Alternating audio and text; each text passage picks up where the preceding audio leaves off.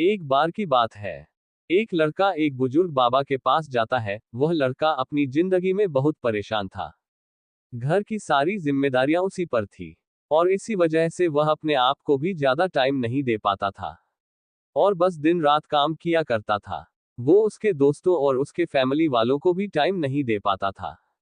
उसके जो दोस्त थे वह घूमने जाया करते थे, लेकिन यह नहीं जा पाता था और इसी वजह से उसकी खुशी छीन सी गई थी। उसे भी नहीं पता था कि वह लास्ट टाइम कब दिल से खुश हुआ था, क्योंकि वह काम में बहुत उलझ सा गया था और उसकी मेंटल हेल्थ भी खराब हो रही थी।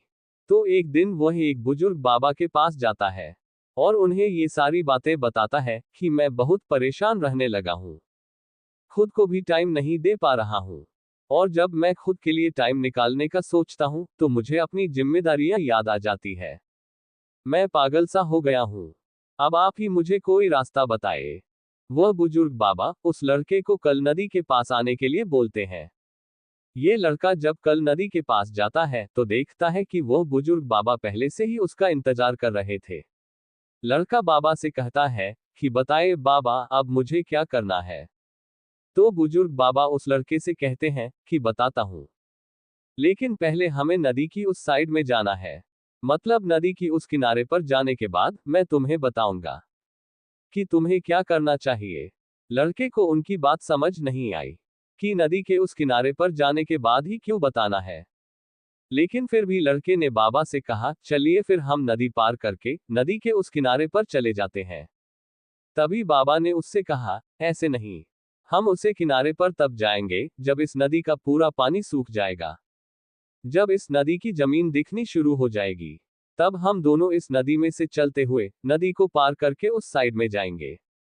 लड़के ने बाबा की तरफ देखते हुए कहा, बाबा आप ये क्या बोल रहे हो? जब इस नदी का सारा पानी सूख जाएगा तब हम यह नदी पार करके उस साइड में जाएंगे।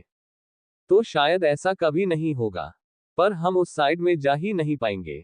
ये बात बोलते हुए वह लड़का समझ गया कि बाबा उसे क्या कहना चाहते हैं। बाबा ने उसकी तरफ देखा और मुस्कुराते हुए कहा कि यही चीज मैं तुम्हें समझाना चाहता हूँ, कि तुम भी अपनी जिंदगी में यही सोच रहे हो कि जब मेरी सारी जिम्मेदारियां खत्म हो जाएगी तब मैं अपनी जिंदगी में एंजॉय करूंगा, तब अपने आप को टाइम दूंगा, तब मैं मजे करूंगा। तो ऐसा कभी नहीं हो सकता है, क्योंकि जिम्मेदारियां कभी भी खत्म नहीं हो सकती है। अब वह लड़का क्लियर तरीके से समझ गया था कि चाहे अमीर आदमी हो या गरीब, सबके ऊपर कुछ ना कुछ जिम्मेदारियां हैं और वह उन्हीं जिम्मेदारियों में से कुछ टाइम निकालकर एंजॉय कर लेते हैं और इसे ही जिंदगी कहते हैं।